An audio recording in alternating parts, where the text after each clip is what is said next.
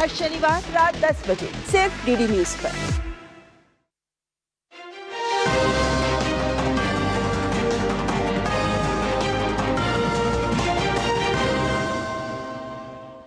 नमस्कार, दोपहर 12 बजे के बुलेटिन में आप सभी दर्शकों का स्वागत है। मैं हूं साइमा खान। नजर डाल लेते हैं सबसे पहले हेडलाइंस पर।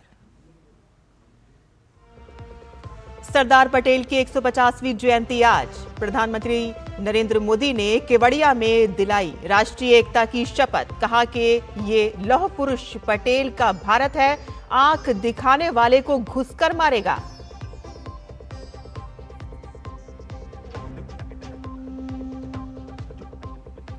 प्रधानमंत्री मोदी का कांग्रेस पर करारा प्रहार। कहा कि कश्मीर पर कांग्रेस की गलती से दशकों तक जलता रहा देश। हमने बांटने वाली राजनीति को किया खत्म।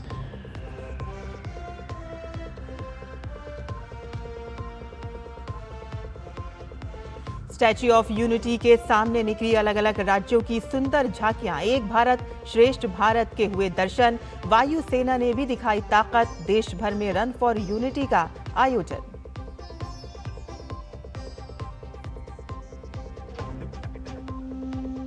बिहार चुनाव के लिए एनडीए का संकल्प पत्र जारी। कर्पूरी ठाकुर किसान सम्मान निधि की घोषणा। 1 करोड़ लोगों को नौकरी देने के साथ ही 5 साल में बिहार को बाढ़ मुक्त बनाने का वादा।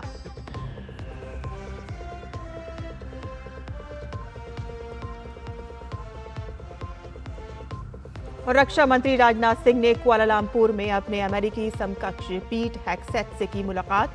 दोनों नेताओं ने 10 वर्षीय अमेरिका भारत प्रमुख रक्षा साझेदारी की रूपरेखा पर किए हस्ताक्षर।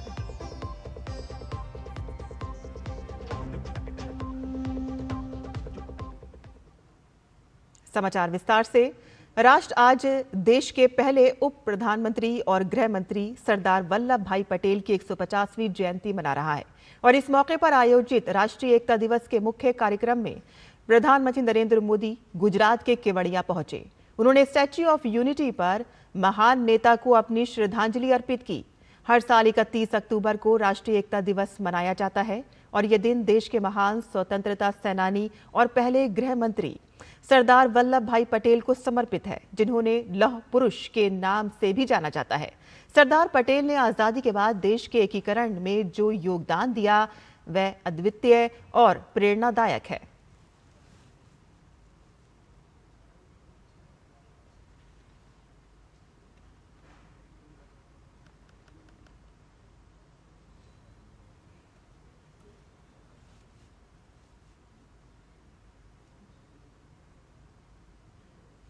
प्रधानमंत्री नरेंद्र मोदी ने राष्ट्रीय एकता दिवस समारोह में हिस्सा लिया और इस दौरान उन्होंने एकता दिवस की शपथ दिलाई और एकता दिवस परेड में हिस्सा लिया।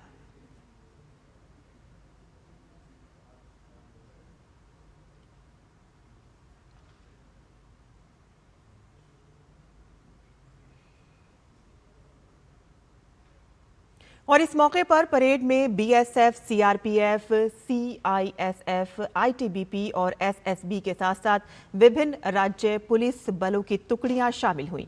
और इस वर्ष के मुख्य आकर्षणों में विशेष रूप से रामपुर हाउंड और मुधोल हाउंड जैसे भारतीय नस्ल के श्वानों से युक्त बीएसएफ का मार्चिंग दस्ता, गुजरात पुलिस का घुड़सवार दस्ता, असम पुलिस का मोटरसाइकिल डेयर डेविल शो और बीएसएफ का ऊंट दस्ता तथा ऊंट पर सवार बैंड रहा।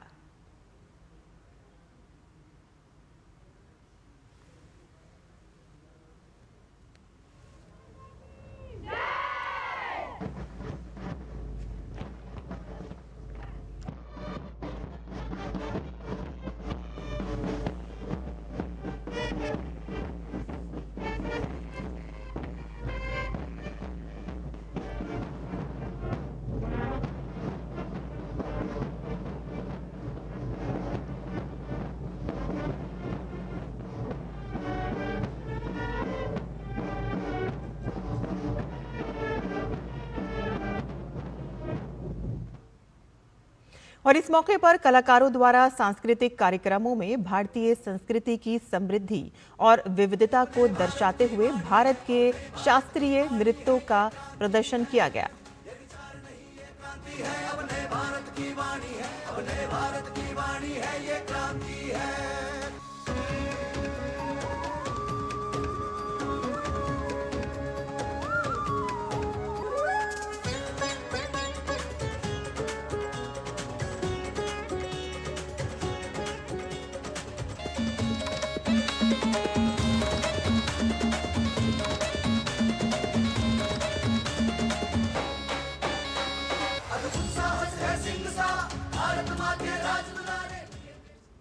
और गुजरात में एकता नगर में आयोजित राष्ट्रीय एकता दिवस परेड के दौरान भारतीय वायु सेना की सूर्य किरण एरोबैटिक टीम ने आसमान को तिरंगे के रंग में रंग दिया।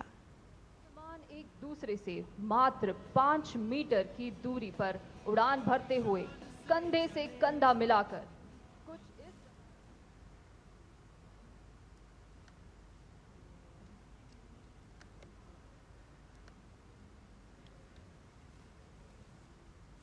प्रधानमंत्री नरेंद्र मोदी ने एकता दिवस का महत्व बताया। उन्होंने कहा कि हम ऐसे कार्यों को बढ़ावा देंगे जो देश की एकता को मजबूती देते हैं।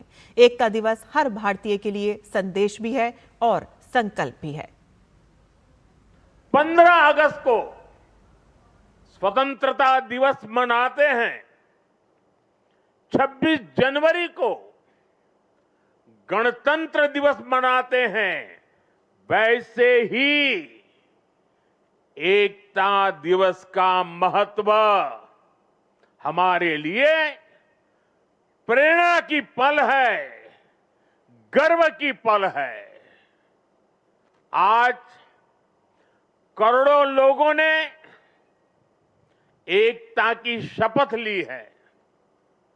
हमने संकल्प लिया है कि हम ऐसे कार्यों को बढ़ावा देंगे जो देश की एकता को मजबूती दें। यहां एकता नगर में ही एकता मॉल, एकता गार्डन एकता के सूत्र को सशक्त करते दिखते हैं। साथियों, हर ऐसी बात जो देश की एकता को कमजोर करती है, हर देशवासी को उससे दूर रहना है। यह राष्ट्रीय कर्तव्य है। ये सरदार साहब को सच्ची श्रद्धांजलि है। यही आज देश की जरूरत है। यही आज एकता दिवस का हर भारतीय के लिए संदेश भी है, संकल्प भी है। पीएम ने बताया कि किस तरह से उनकी सरकार ने नक्सलवाद और माओवाद पर जोरदार प्रहार किया है। उन्होंने 2014 से पहले की हालातों की चर्चा करते हुए कहा कि देश के भीतर नक्सली माओवादी अपनी हुकूमत चलाते थे। 2014 के बाद हमारी सरकार ने नक्सलवाद, माओवादी आतंक पर प्रचंड प्रहार किया। हमने शहरों में बैठे अर्बन नक्सलियों के समर्थकों, अर्बन नक्सलियों को भी किनारे लगाया। हमने वैचारिक लड़ाई भी जीती और नक्सलियों के गढ़ में जाकर उनसे मोर्चा लिया। इसका परिणाम आज देश के सामने है। 2014 के पहले देश के करीब 125 जिले माओवादी आतंक की चपेट में थे। आज ये संख्या केवल 11 बची है और उसमें भी सिर्फ 3 जिलों में ही नक्सलवाद अभी भी कुछ गंभीर रूप से हावी है। और आज मैं सरदार पटेल के सानिध्य में एकता नगर की इस धरती से पूरे देश को भरोसा दिलाता हूं, जब तक देश नक्सलवाद, माओवाद, उस आतंक से पूरी तरह मुक्त नहीं हो जाता, हम रुकने वाले नहीं हैं। पीएम मोदी ने घुसपैठियों को देश की एकता और आंतरिक सुरक्षा को सबसे बड़ा खतरा बताया। उन्होंने पुरानी सरकारों पर घुसपैठियों के खिलाफ कोई भी कारगर कार्रवाई न करने का आरोप लगाया। आज देश की एकता और आंतरिक सुरक्षा को बहुत बड़ा खतरा घुसपैठियों से भी है। देश के भीतर दशकों से विदेशी घुसपैठिए आते रहे, वो देशवासियों के संसाधनों पर कब्जा करते रहे, डेमोग्राफी का संतुलन बिगाड़ते रहे, देश की एकता दांव पर लगाते रहे। लेकिन पुरानी सरकारें इतनी बड़ी समस्या पर आंख मूंदे रही।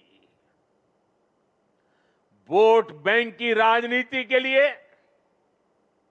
राष्ट्र की सुरक्षा को जानबूझकर खतरे में डाला गया। गुजरात के एकता नगर में आयोजित राष्ट्रीय एकता दिवस परेड के दौरान भारतीय वायुसेना की सूर्य किरण ने पासिंग आउट परेड में एरोबेटिक टीम ने आसमान को तिरंगे के रंग में रंग दिया।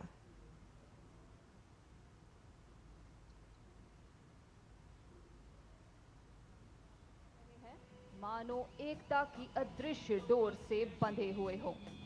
से मिलते हैं कंधे कदमों से कदम मिलते हैं, हम चलते हैं जब ऐसे तो दिल दुश्मन के हिलते हैं। कंधों से मिलते हैं कंधे कदमों से कदम मिलते हैं, हम चलते हैं जब ऐसे तो दिल दुश्मन के हिलते हैं। हॉक मार्क 132 आपकी बाईं ओर से।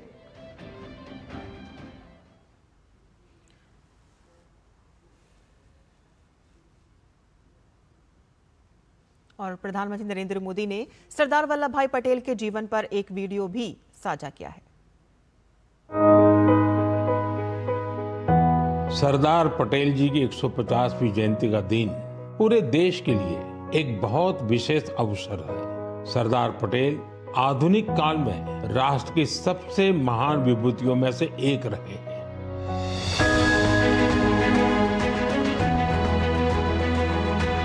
सरदार पटेल में जहां लोगों को एकजुट करने की अद्भुत क्षमता थी, वहीं वे उन लोगों के साथ भी तालमेल बिठा लेते थे जिनके साथ वैचारिक मतभेद होते। सरदार पटेल बारीक से बारीक चीजों को भी बहुत गहराई से देखते थे, परखते थे। सही मायने में वे मैन ऑफ डिटेल थे। इसके साथ ही वे संगठन कौशल में भी निपुण थे। योजनाओं को तैयार करने और रणनीति बनाने में उन्हें महारत हासिल थी। सरदार पटेल ने अपना पूरा जीवन देश की एकजुटता के लिए समर्पित कर दिया। उन्होंने भारतीय जनमानस को स्वतंत्रता आंदोलन से जोड़ा। उन्होंने आजादी के साथ किसानों के मुद्दों को जोड़ने का काम किया। उन्होंने राज्य रजवाड़ों को हमारे राष्ट्र के साथ एक करने का काम किया। ये विविधता में एकता के मंत्र को हर भारतीय के मन में जगा रहे।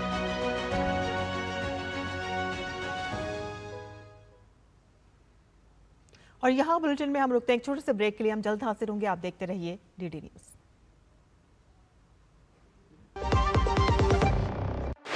मैं हूं देश का दिल, देश की धड़कन, गौरवशाली परंपरा, समृद्ध संस्कृति, अप्रतिम प्राकृतिक संपदा को सहेजे हुए स्थापना की 70वीं सीढ़ी पर सशक्त सक्षम नेतृत्व के साथ डॉक्टर मोहन यादव का अभ्युदय मध्य प्रदेश, अतुल्य मध्य प्रदेश।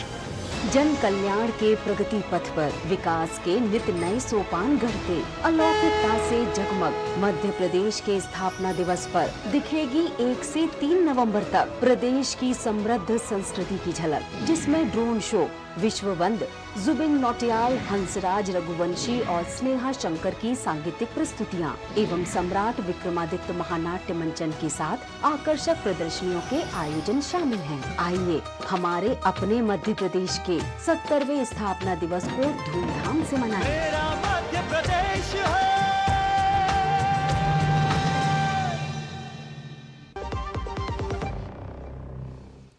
और ब्रेक के बाद आपका फिर से स्वागत है। राष्ट्रपति द्रौपदी मुर्मू ने आज सुबह नई दिल्ली के पटेल चौक स्थित सरदार वल्लभ भाई पटेल की प्रतिमा पर पुष्पांजलि अर्पित की। उन्होंने सरदार पटेल को एक महान देशभक्त, दूरदर्शी नेता और राष्ट्र निर्माता बताया। उन्होंने अपने अटूट संकल्प, अदम्य साहस और कुशल नेतृत्व से राष्ट्र को एक सूत्र में पिरोने का ऐतिहासिक कार्य किया। एक सोशल मीडिया पोस्ट में राष्ट्रपति मुर्मू ने कहा कि सरदार पटेल का समर्पण और राष्ट्र सेवा की भावना सभी भारतीयों को प्रेरित करती रहती है। गृह मंत्री अमित शाह, दिल्ली के उपराज्यपाल वीके सक्सेना और दिल्ली की मुख्यमंत्री रेखा गुप्ता ने भी सरदार पटेल की प्रतिमा पर पुष्पांजलि अर्पित की।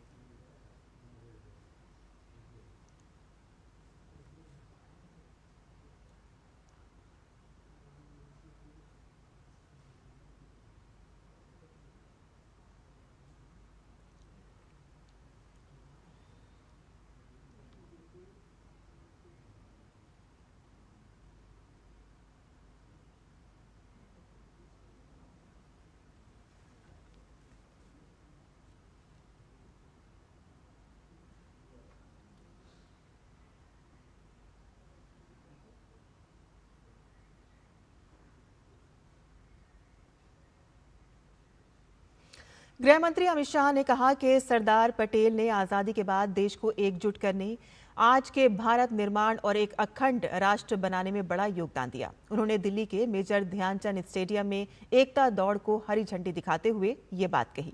शाह ने कहा कि भारत की आजादी के बाद अंग्रेजों ने देश को 562 रियासतों में विभाजित करके छोड़ने का फैसला किया। उन्होंने कहा कि सरदार पटेल ने बहुत कम समय में सभी 562 रियासतों को एकीकृत करने का काम पूरा किया और आज दुनिया जिस आधुनिक भारत का नक्शा देख रही है, ये सरदार पटेल की दूरदर्शिता और प्रयासों का परिणाम है। अंग्रेजों ने देश को 562 छोटी बड़ी रियासतों में बांटने का काम किया, परंतु सरदार पटेल की कुनेही थी, उनकी दृढ़ता ही थी, उनकी क्षमता ही थी कि बहुत कम समय में सभी 562 रियासतों को एकजुट कर आज का भारत का मानचित्र, आज का नक्शा सरदार पटेल के कारण बना। और इसी काम ने आज के भारत की नींव रखी और उसमें एक ही चीज छूट गई थी, धारा 370 से कश्मीर हमारे साथ जुड़ना, पूर्ण रूप से जुड़ना बाकी रह गया था। तो नरेंद्र मोदी जी ने सरदार साहब का वो काम भी पूरा कर दिया। देश आज देश के लौह पुरुष सरदार वल्लभ भाई पटेल की 150वीं जयंती के उपलक्ष्य में राष्ट्रीय एकता दिवस मना रहा है। मुंबई पुलिस ने बांद्रा फोर्ट में रन फॉर यूनिटी दौड़ का आयोजन किया। संयुक्त पुलिस आयुक्त सत्यनारायण चौधरी ने दौड़ को हरी झंडी दिखाकर रवाना किया।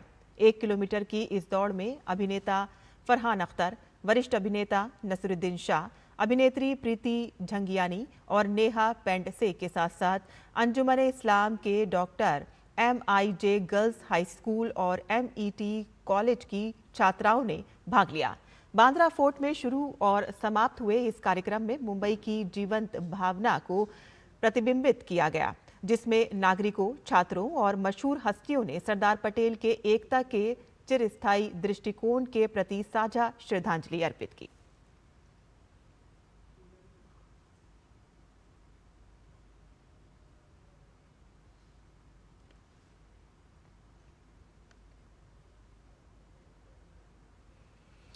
एनडीए ने बिहार विधानसभा चुनाव 2025 के लिए अपना संकल्प पत्र जारी कर दिया है। संकल्प पत्र में रोजगार, महिला सशक्तिकरण और कृषि विकास पर जोर दिया गया है। गठबंधन ने 1 करोड़ से अधिक रोजगार देने, हर जिले में मेगा स्किल सेंटर खोलने, किसानों को 9,000 वार्षिक सहायता, 7 एक्सप्रेसवे, 4 मेट्रो शहर और 1 लाख करोड़ निवेश का वादा किया है।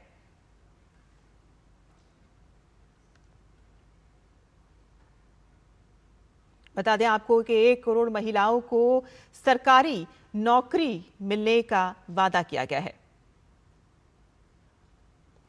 महिला रोजगार योजना से 2 लाख तक की सहायता दी जाएगी। बता दें आपको कि एनडीए का संकल्प पत्र में मिशन करोड़पति की शुरुआत की जाएगी और इसके तहत चिन्हित महिला उद्यमियों को प्रोत्साहन दिया जाएगा। कर्पूरी ठाकुर किसान सम्मान निधि से किसानों को 3,000 सालाना लाभ मिलेगा। किसान के कल्याण के लिए कदम उठाया जाएगा और एग्री इंफ्रास्ट्रक्चर में 1 लाख करोड़ का निवेश किया जाएगा, जहां 7 नए एक्सप्रेसवे बनाने का वादा किया गया है और बिहार गति शक्ति मास्टर प्लान के तहत इसके तहत 7 नए एक्सप्रेसवे बनाए जाएंगे। 3,600 किलोमीटर रेल ट्रैक का आधुनिकीकरण किया जाएगा। साथ ही साथ न्यू पटना में ग्रीनफील्ड शहर भी स्थापित किया जाएगा।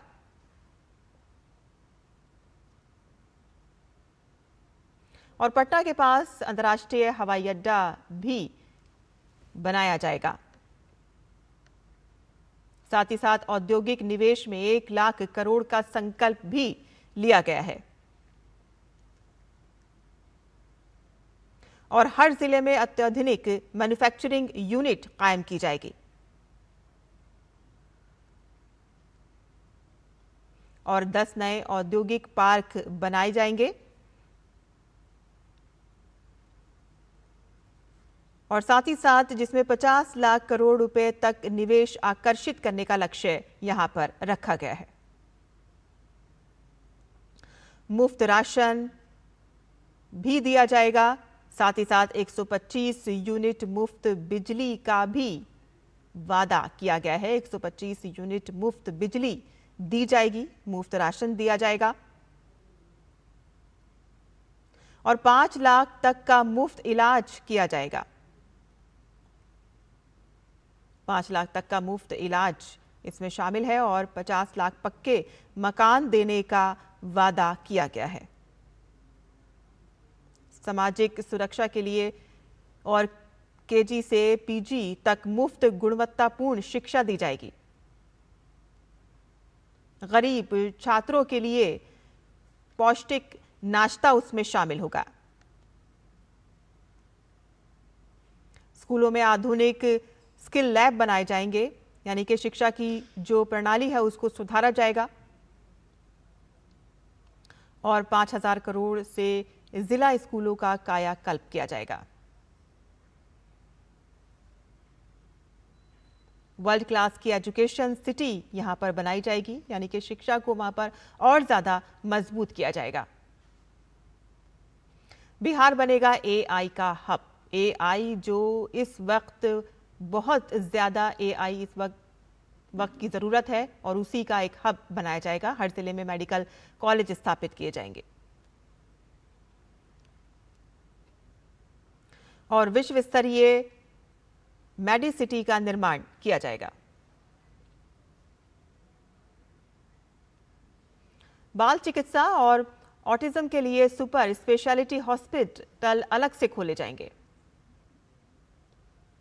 Made in Bihar for the world के तहत कृषि निर्यात दोगुना किया जाएगा, यानी कि यहाँ के जो उत्पाद हैं वो बाहर भी निर्यात किए जाएंगे। मखाना, मछली और अन्य उत्पादों को ग्लोबल एक्सपोर्ट सेंटर बनाया जाएगा।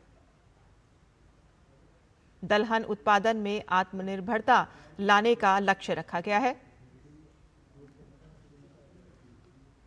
बिहार बनेगा दक्षिण एशिया का टेक्सटाइल हब, यानी कि यहाँ के टेक्सटाइल को भी बढ़ावा दिया जाएगा और 100 MSME पार्क यहां पर स्थापित किए जाएंगे।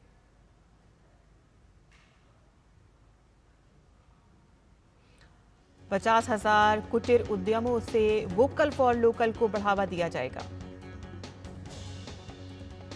स्पोर्ट्स सिटी का निर्माण यहां पर किया जाएगा, यानी कि शिक्षा के साथ, टेक्सटाइल के साथ स्पोर्ट्स को भी यहां पर बढ़ावा दिया जाएगा। अनुसूचित जाति छात्रों को 2,000 प्रति माह दिया जाएगा और ऑटो, टैक्सी और ई रिक्शा चालकों को 4 लाख का जीवन बीमा दिया जाएगा और 5 वर्षों में बाढ़ मुक्त बिहार किया जाएगा। बिहार जो सबसे ज्यादा बाढ़ से प्रभावित रहता है, 5 साल में उसे बाढ़ मुक्त बनाने का संकल्प लिया गया है और फ्लड मैनेजमेंट बोर्ड की यहां पर स्थापना की जाएगी, जिसके तहत 5 साल में बाढ़ मुक्त बिहार किया जाएगा। फ्लड टू फॉर्च्यून योजना के तहत नदी जोड़ परियोजना और तटबंध निर्माण किया जाएगा। तो एनडीए का संकल्प पत्र जारी हो गया है, जिसमें बिहार के लिए कई वादे यहां पर किए गए हैं।